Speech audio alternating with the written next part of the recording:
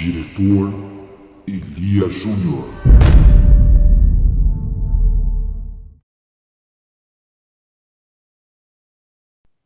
As vítimas e testemunhas deste documentário relatam situações reais.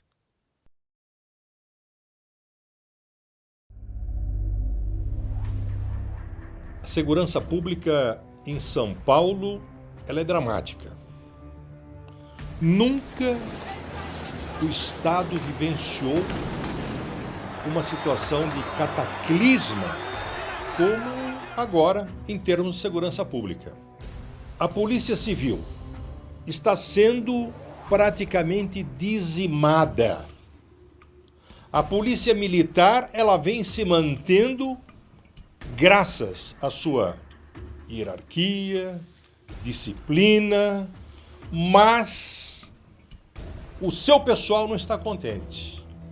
A meu ver, o sistema de segurança pública no Brasil é precário. E especialmente dentro do estado de São Paulo, ele deixa a desejar e não corresponde mais aos anseios da sociedade e do cidadão paulistano.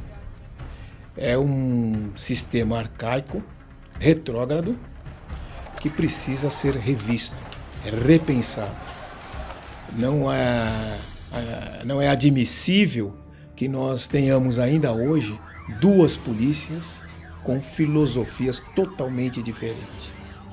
Circula pelas redes sociais vídeos e fotos do nosso governador Geraldo Alckmin abraçado com Ney Santos, aqui fora visto como um dos líderes do PCC. Vamos trabalhar juntos, unidos por São Paulo e pelo Brasil. Será que esse grau de intimidade não contribui para punições dos policiais que combatem o tráfico de drogas, que combatem o crime organizado, que são vitimados aí com transferências, punições, perseguições, demissões e às vezes até são vitimados, são assassinados?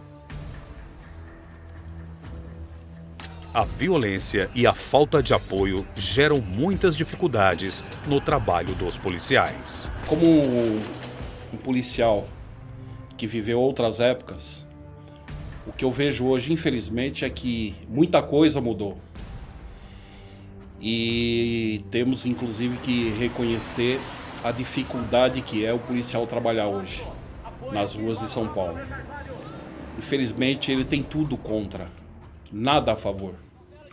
Então, precisa ter muito dom, precisa ter muito sangue na veia, precisa ter coragem e muita vontade para enfrentar o crime nos dias de hoje. Infelizmente, uma parte da sociedade só vê o policial militar como um escudo entre a bala da arma de um bandido e a vítima.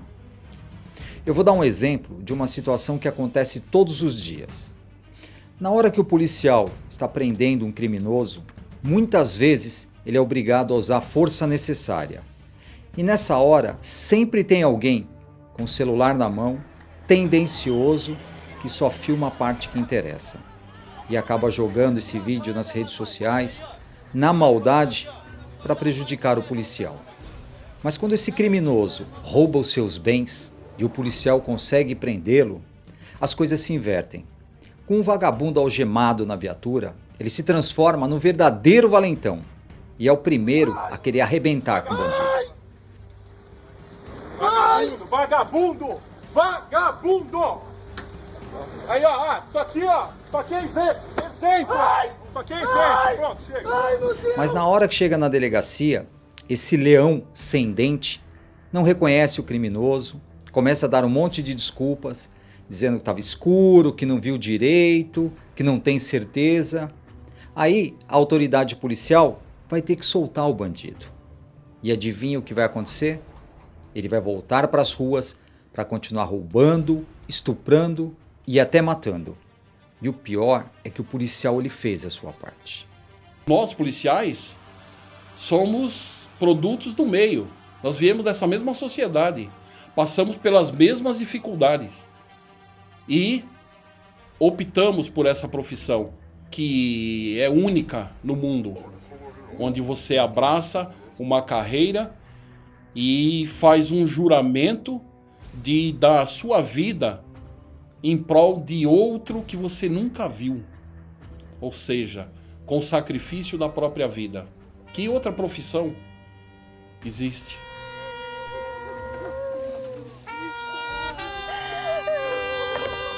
Desgraçadamente, o policial aqui no Brasil, particularmente em São Paulo, ele é visto com desconfiança. E isso graças a esses grupelhos de direitos humanos que colocam sempre em dúvida a legitimidade da ação de um policial, civil ou militar. Se o policial age, opa, ele é suspeito, ele mentiu, ele tem que ser punido. E existem para isso as corregedorias. As corregedorias que são tanto para a polícia militar como para a polícia civil, nossa, querem ser mais realistas do que o rei às vezes. E acabam ajudando também a transformar a figura do policial no homem mau. Quer dizer, não é o defensor da sociedade, ele tem que ser visto, analisado, encarado, sempre como o suspeito. Tá errado, tá errado. Com os excessos de punições aos policiais, a sociedade fica cada vez mais desprotegida. Pedi apoio da segurança pública e eu fui atendida. Então a rota, no exercício do trabalho deles, eles me atenderam. Eles não estavam fazendo nada mais do que o trabalho deles. E eles foram lá e fizeram com muita eficiência. Eles fizeram o que era o trabalho deles. Eles atenderam e onde é matar ou morrer, porque eles foram atacados, eles foram, se defenderam e recuperaram o meu bem. O ladrão sabe, né, que trocar tiro com a rota, caixão e vela preta, não tem coisa, é pra baixo da terra mesmo. Onde que eles querem ir, né? Quem não quer ir, acorde de manhã e vai trabalhar. Eu vi a viatura no sinal, afastei de novo, não atravessei a rua na hora. Quando eles passaram, eu já continuei atravessando, foi na hora que o rapaz parou. Parou, o passageiro desceu correndo, uma viela que tem, né, no escadão. O motorista desceu, né, o negócio na mão. Foi na hora que eu atravessei, eu escutei o tiro. Primeiro disparo, aí já corri para a loja, já na porta da loja, empurrando os clientes para dentro. Aí escutei o resto dos tiros e já baixei a porta, né. Aí socorreram o rapaz, tudo. Aí eles foram lá na loja, lá, por causa da troca de tiro, perguntar se tá tudo bem e tal. Aí eu fui de testemunha para eles, com o maior prazer.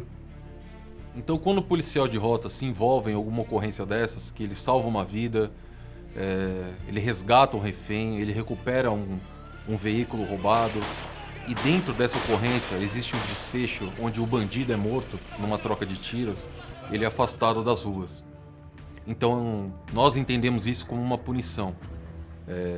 Você é colocado para fazer policiamento a pé, né, na rua, você é proibido de trabalhar nas viaturas de rota, e nós entendemos isso como uma punição porque é como se fosse um aviso.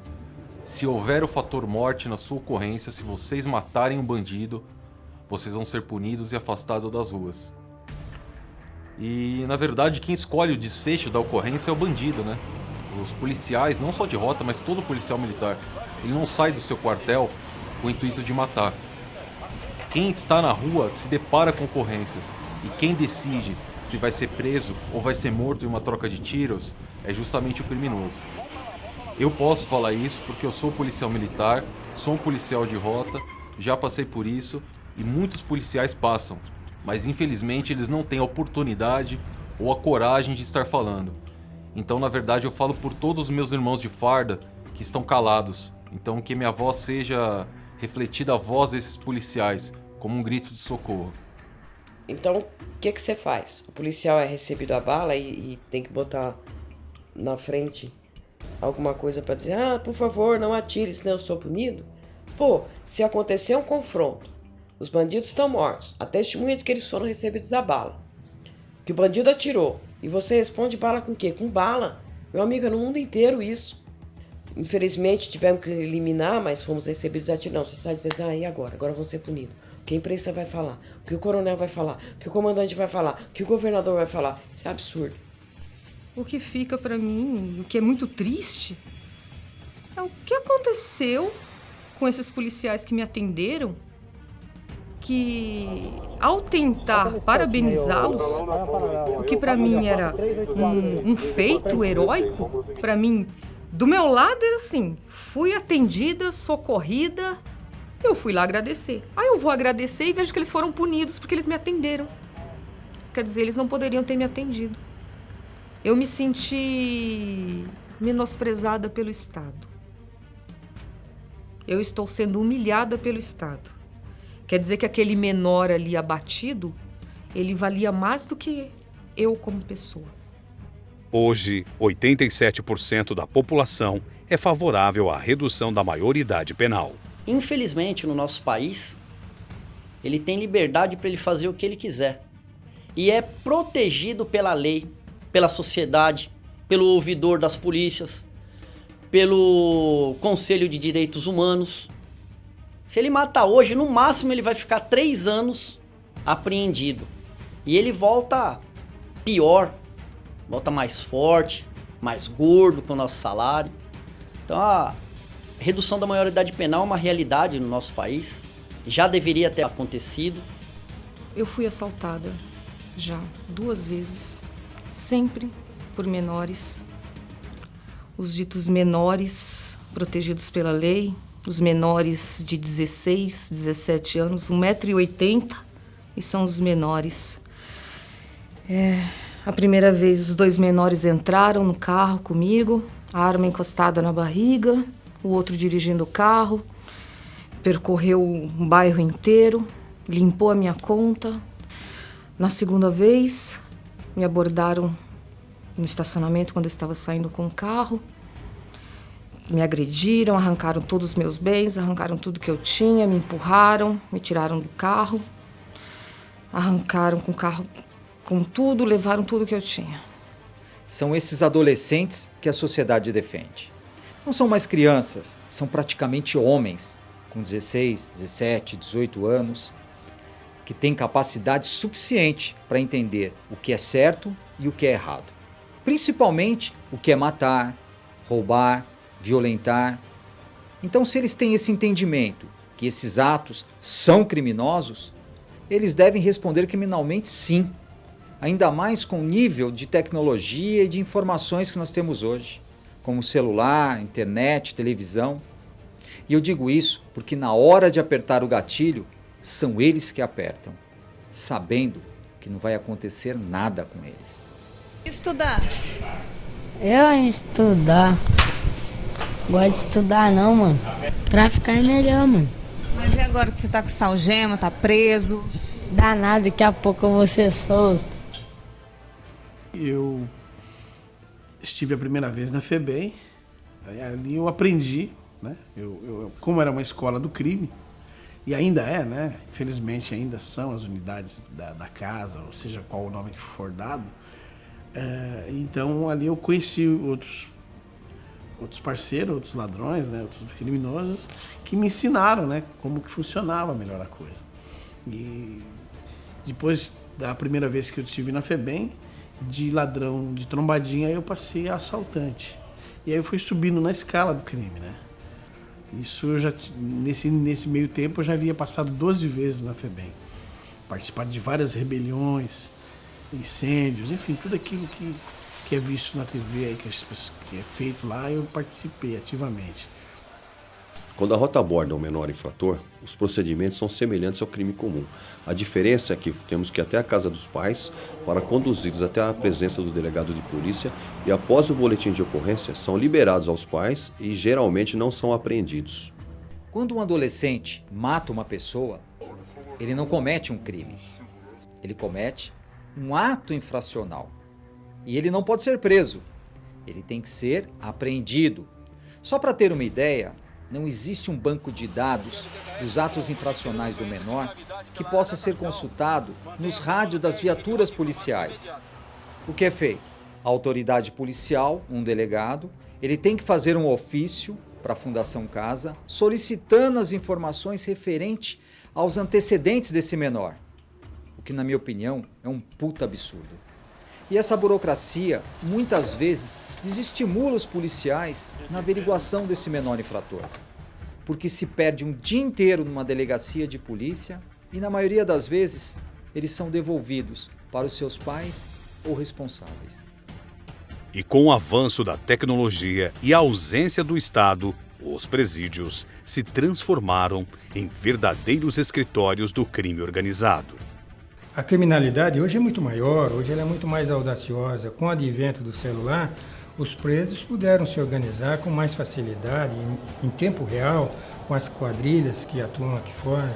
Antigamente, para um preso mandar um aviso para um comparsa dele que estava cumprindo pena em outro presídio, ele precisava esperar a visita dele vir, receber um bilhete, ou então apenas verbalmente transmitir as ordens que só ia chegar no destino uma semana depois ou 2 semanas depois. Então a comunicação era muito precária entre os presos. Com o advento do celular, houve uma agilidade muito grande e praticamente se perdeu o sentido da pena privativa de liberdade, que não é outra senão afastar o indivíduo perigoso do convívio social. A partir do momento que ele, através do celular, ele tem um contato permanente, diuturno com a sociedade, com as suas quadrilhas organizadas aqui fora, ele faz daquilo uma grande empresa de tráfico, de assalto a banco. Tudo isso é feito com um planejamento dentro dos presídios, porque o celular ajudou essas facções que se criaram dentro do presídio a ser muito mais audaciosas. Então o crime ficou muito mais violento dentro do presídio.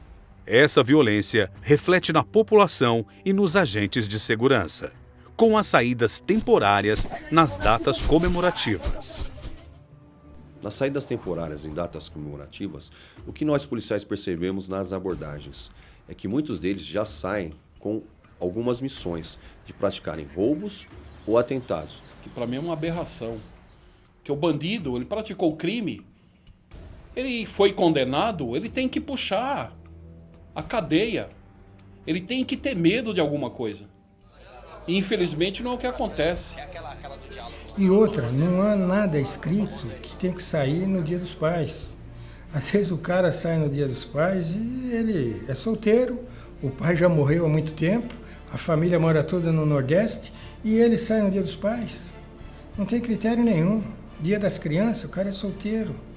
Você veja bem que quem sai na data de Natal também sai na data do passagem do ano. Então o cara sai, ele tem 11 dias fora do presídio.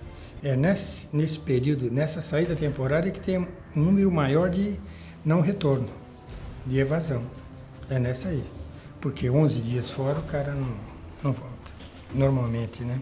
Aquele que sai pela 4ª, 5ª vez, ele volta. Como é que você bota na rua um cara que tem 20 anos a cumprir? Quem que tá fazendo o trambique aí? É o juiz? É o diretor? O que tá acontecendo? Não consigo entender. Eu não voltaria pra cadeia. Se você falar assim, ó, fica 5 dias no Natal com a tua família e eu tenho 20 anos a cumprir, eu falo, que eu volto. Eu não voltaria. E é a função do bandido, tentar fugir, não voltar.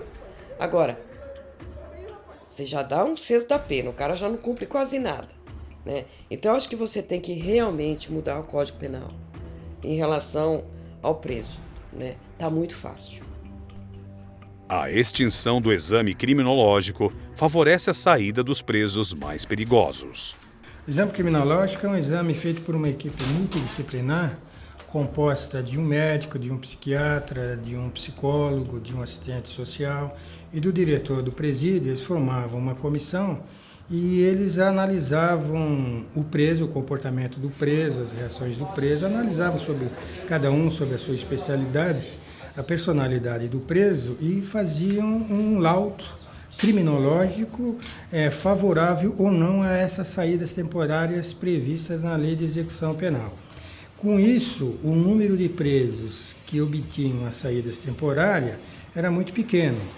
A avaliação pelo bom comportamento, ela é importante, mas ela não é suficiente, porque ela é um dado manipulável, né? O detento ele pode fingir um bom comportamento para conseguir o benefício da saída, né?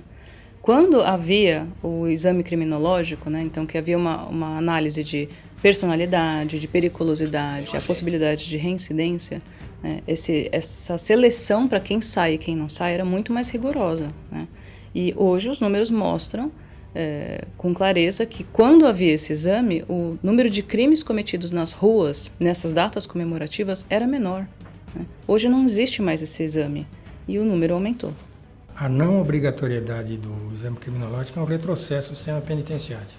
Enquanto isso não voltar, é uma leva de criminosos extremamente perigosos que são colocados na rua sempre. É isso que dá ensejo a essa saída, né, sem critério, de criminosos de alta periculosidade, chegando ao número de 21, 22 mil presos por saída temporária. Muitos policiais são perseguidos por seus comandantes e muitas vezes são demitidos ou expulsos da corporação. Aquele que se arrisca em prol de quem ele nem conhece, esse é penalizado. Esse é perseguido. Esse tem que ser um super-homem, só que o Estado não lhe dá nenhuma contrapartida. Eu fui expulso da Polícia Militar, onde servi honrosamente durante 20 anos, por abusos e erros da administração, por perseguição da Polícia Militar. Determinado dia, estávamos de patrulhamento pela área de São Bernardo, momento que a equipe resolveu comprar alimentação, né? Nos deslocamos até um restaurante que fica a 100 metros do batalhão, um restaurante que é frequentado por vários policiais, até mesmo oficiais, tanto da agência diária como o comandante do batalhão. E nesse momento, compramos a nossa alimentação e deslocamos até o batalhão, até o refeitório. Ali, algum tempo depois, outra viatura de força tática encostou também, comprou a alimentação e nos encontramos no refeitório, onde foi feita a alimentação e, posterior, saímos para o patrulhamento. Então, já em patrulhamento, ouvimos o Copom despachar a ocorrência para uma viatura da 3ª CIA, que é a viatura pequena, a viatura que atende esse tipo de ocorrência, de caça-níqueis. A um determinado momento, o Comando Força, que é o comandante que está de serviço, ele determinou que todas as equipes de força tática comparecessem ao CPA. No CPA, ficamos sabendo que no estabelecimento onde foi comprado a alimentação, existia um aspirante. Esse aspirante estava paisano, né? E o mesmo efetuou ligações anônimas para o Copom e para a Corregedoria. Sendo que em momento nenhum esse aspirante ele se identificou para as equipes. Ele poderia chegar e comunicar o fato. Falar, atrás das caixas de cerveja existe máquinas caça-níqueis. Chega a ser absurdo o nosso comandante, porque é um oficial, ele alegar que ficou com medo de se identificar para as equipes. Não tem lógica. Então, é claro que ele prevaricou. Porque se eu cometi um crime, ele teria que me prender ali. Ou no mínimo, ele poderia falar, ó, polícia, atrás daqueles engradados de cerveja, existe máquinas caça-níqueis. Ele não fez isso.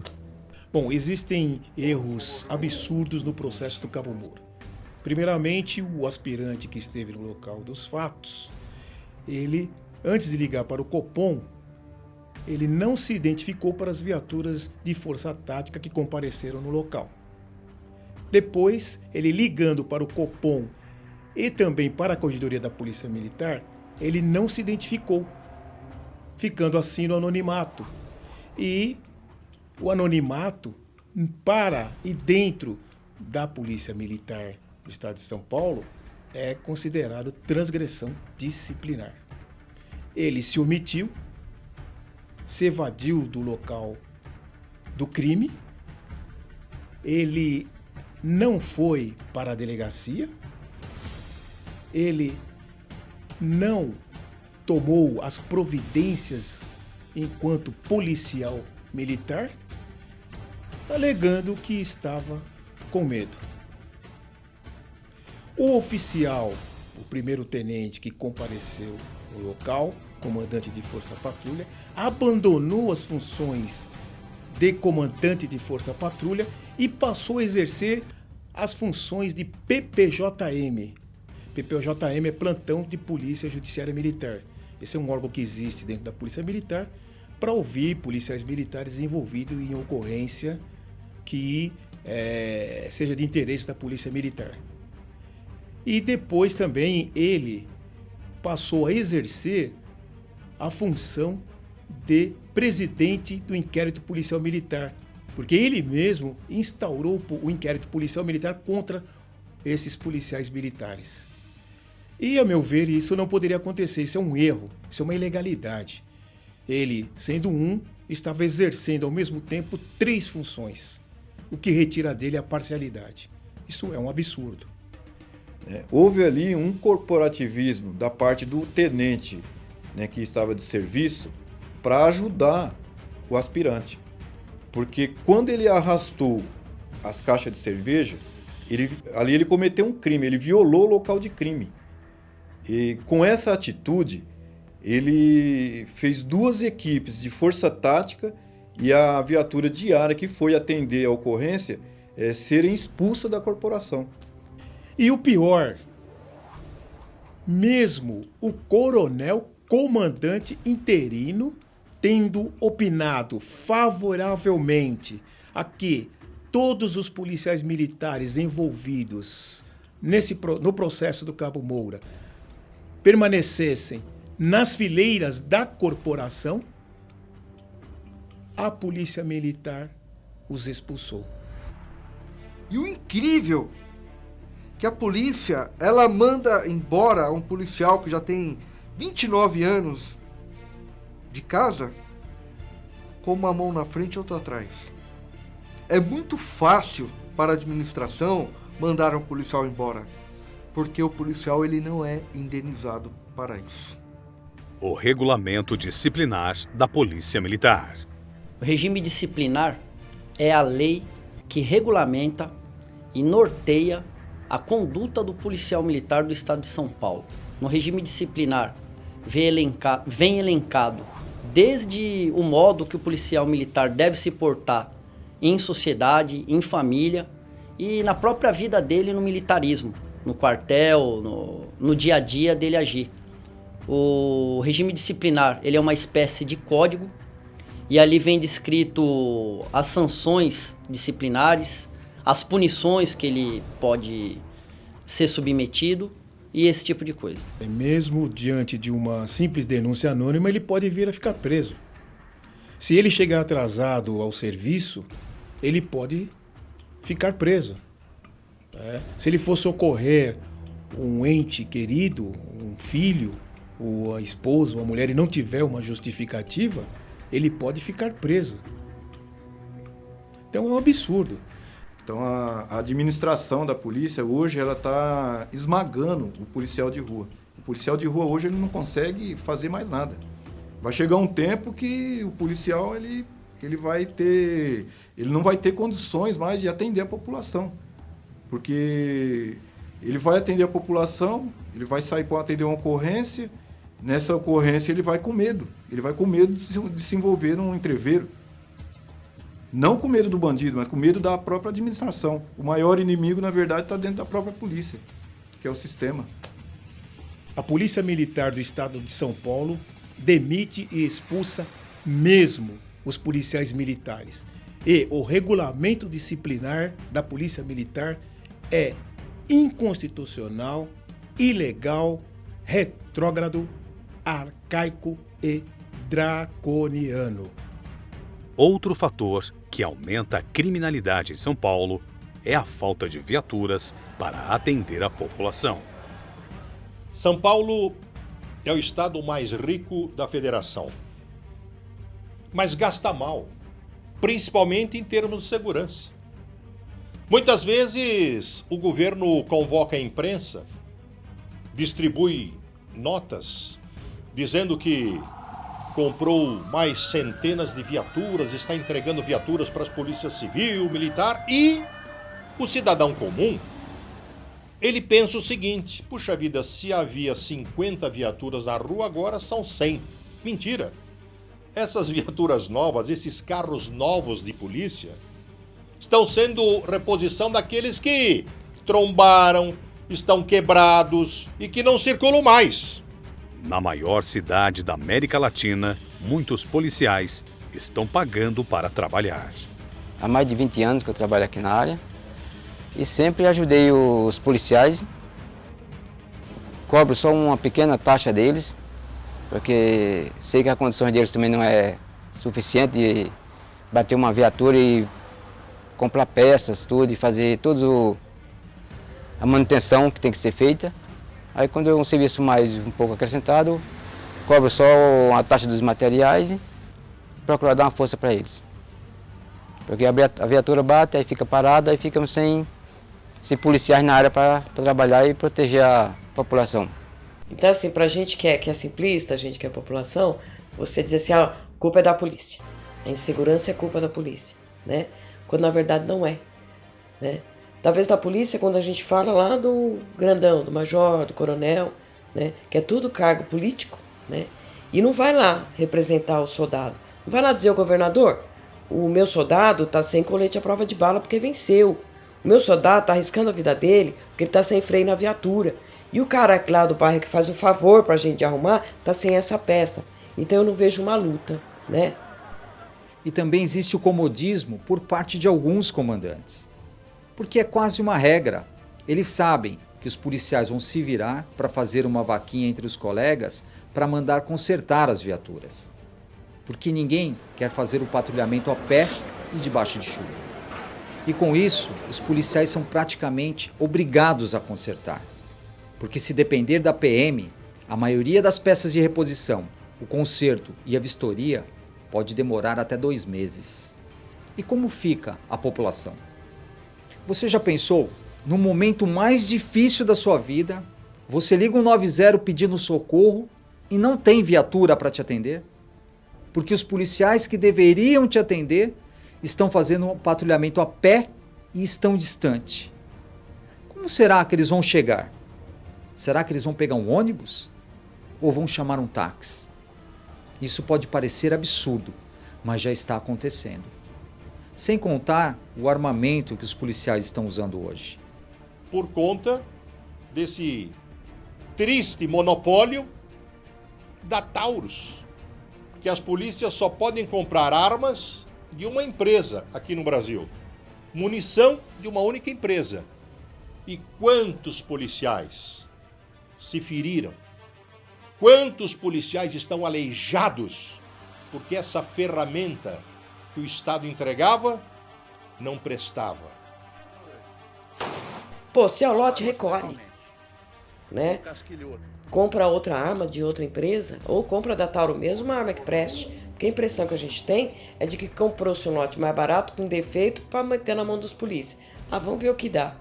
Vamos ver o que acontece. Aconteceu, está acontecendo.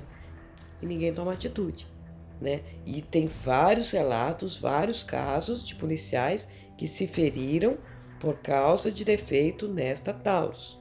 No solavanco da viatura, quando eu pisei no freio, minha pistola disparou. Então ela perfurou a lateral da minha coxa direita, saiu pela parte de cima da minha coxa e perfurou o abdômen por baixo do colete.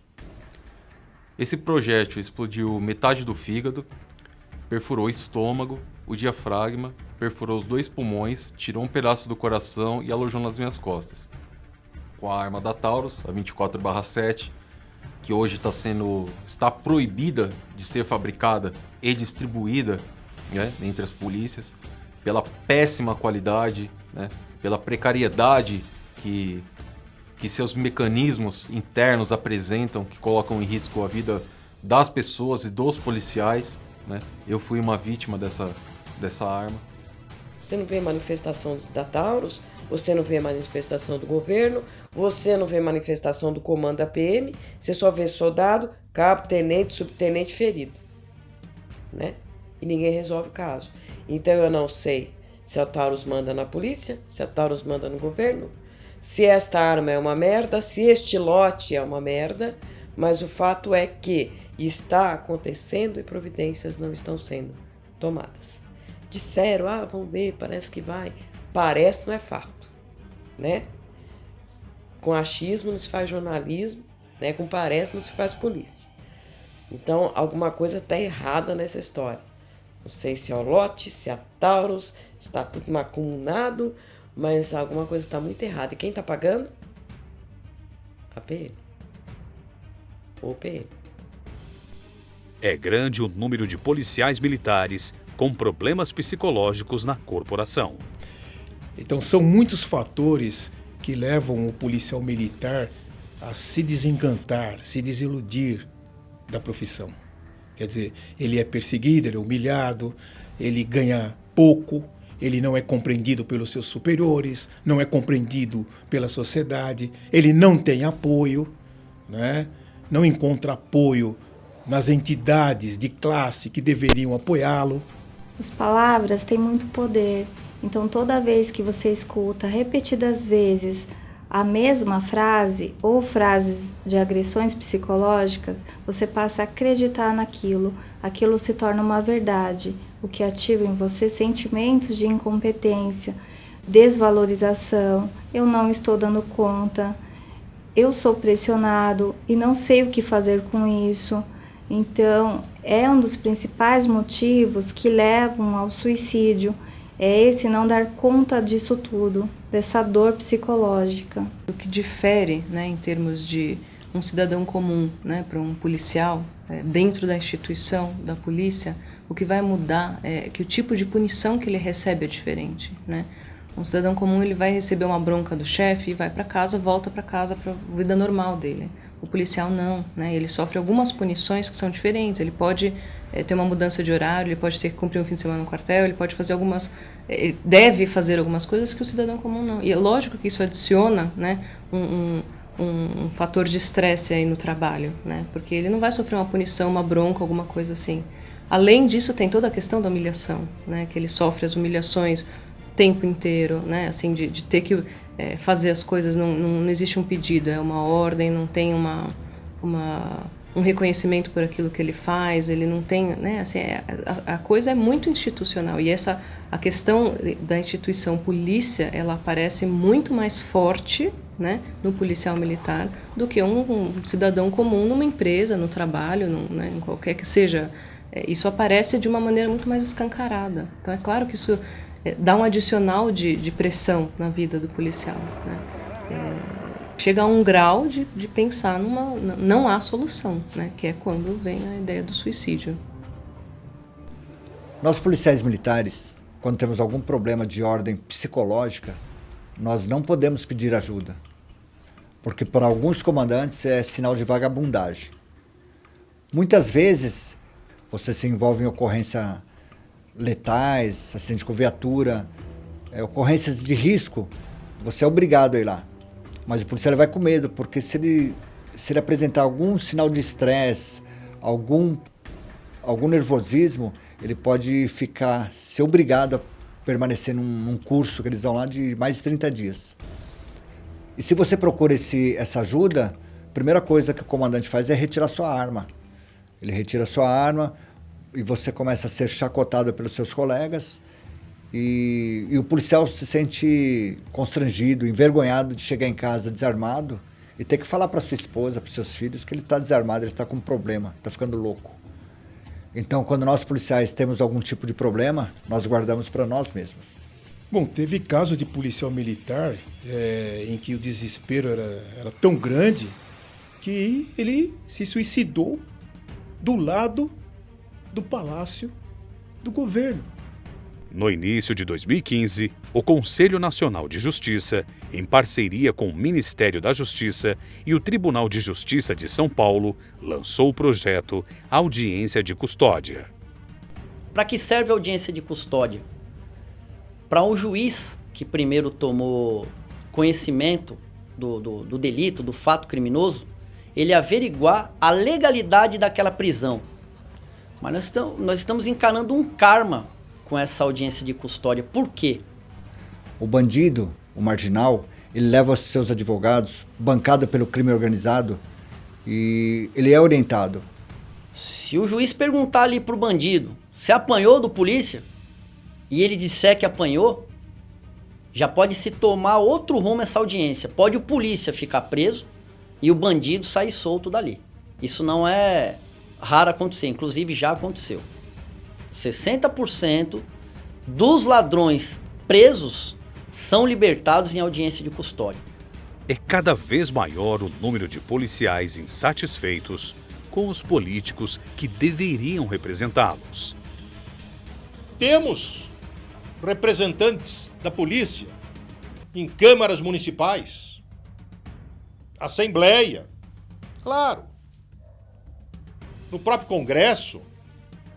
Agora eu pergunto, um vereador, o que é que ele vai fazer pela instituição? O deputado poderia fazer mais, mas é o que eu digo. Se uma entidade o ajudou a se eleger, tem que cobrar mesmo. Agora não se pode perder a esperança. Ou melhor, o que não se pode é deixar de acompanhar a sua atividade. Agora ele tem que ser cobrado. E fiscalizado principalmente. Somos nós que garantimos a segurança da população. Somos uma força política muito forte. Mas infelizmente nós não elegemos nossos representantes, né? Nós elegemos comandantes para ser políticos, para serem políticos. E na minha modesta opinião, eu acho que eles não vão lutar pelos ideais e pelas necessidades do policial mesmo, que está ali na rua, no dia a dia e depende daquilo, né? No evento de 2015 do Grande Prêmio de Fórmula 1, policiais militares tinham que estar nesse evento às 6 horas da manhã. Como o policiamento é retirado de todos os setores, né, de todas as regiões, teve policial que saiu de casa às 3 horas da manhã. Não se alimentaram e por volta das 7 horas, 8 horas da manhã foi servido um pão com manteiga e um café com leite. E posteriormente, meio-dia, foi servido um pão com uma maçã e um suco.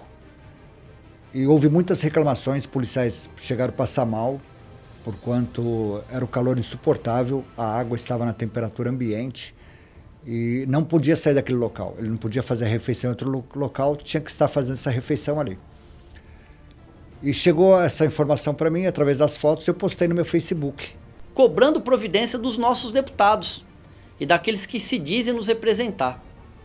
Inclusive, no final do documento, ele certificou que o comandante-geral não sabia do fornecimento daquele lanche.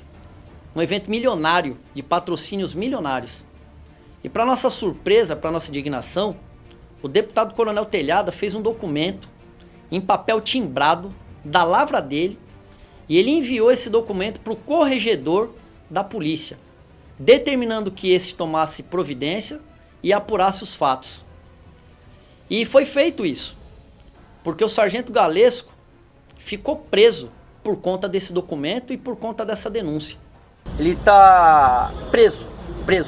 O nome técnico para a polícia é permanência disciplinar, mas para mim ele está preso, ele não pode ir embora para casa, então é prisão. Por que nós ficamos indignados com isso? Porque o deputado Coronel Telhada, militar como somos, ele sabe o trâmite, ele sabe o caminho que ele deveria tomar para o sargento ficar preso. Porque se fosse o intuito dele a melhoria, se ele tivesse visando a dignidade da pessoa humana dos policiais militares que estavam trabalhando ali, ele teria enviado esse documento não para o corregedor, ele teria enviado para o comando geral. Porque, veja, a corregedoria, nem se quisesse, poderia buscar a melhoria do lanche ali. A função da corregedoria, a missão da corregedoria é apurar, corrigir e punir o transgressor. Diga-se de passagem, ao nosso ver, o sargento Galesco não é transgressor, não. Falar sobre meus direitos, sobre como eu devo ser tratado, como nossa tropa deve ser tratada, isso não deveria ser crime. Por que não for apurar para ver se o que eu estava falando era verdade? Quem transgrediu, inclusive, a hombridade conosco, foi o nosso deputado Coronel Telhada. Porque posso falar como eleitor, me decepcionou, assim como tem decepcionado muitos policiais militares. Porque nós votamos nele. E quando nós pedimos providência dele, não é providência para deixar o polícia preso, é para melhorar as condições do policial militar. É visando a dignidade da pessoa humana. Bom, esses políticos que são eleitos com a bandeira da Polícia Militar, eles têm feito muito pouco pela Polícia Militar e pelos policiais militares. Quer dizer, o policial militar, quando na verdade precisa desses políticos e vai à sua procura, eles não são atendidos. Muitas vezes são atendidos apenas e chegam até o assessor só desse parlamentar. Agora, quando esse parlamentar quer o voto, aí ele está presente. Quer dizer, eu tenho casos no escritório de policiais militares que procuraram alguns parlamentares 2, 3 vezes e não foram atendidos. Quer dizer, o policial militar não é atendido por esses parlamentares como deveria ser. Essa é uma situação muito triste para os policiais, que infelizmente não tem quem os defenda de verdade. Muitas vezes eu sou criticado por levar ao conhecimento da população o que acontece nos bastidores. Muitas pessoas não sabem o preço que eu pago por defender esses policiais. Mas mesmo assim, eu continuo defendendo os policiais militares. Diferente de muitos que se aproveitam de situações isoladas para se autopromoverem nas redes sociais. E nessa luta, os policiais militares não estão sozinhos.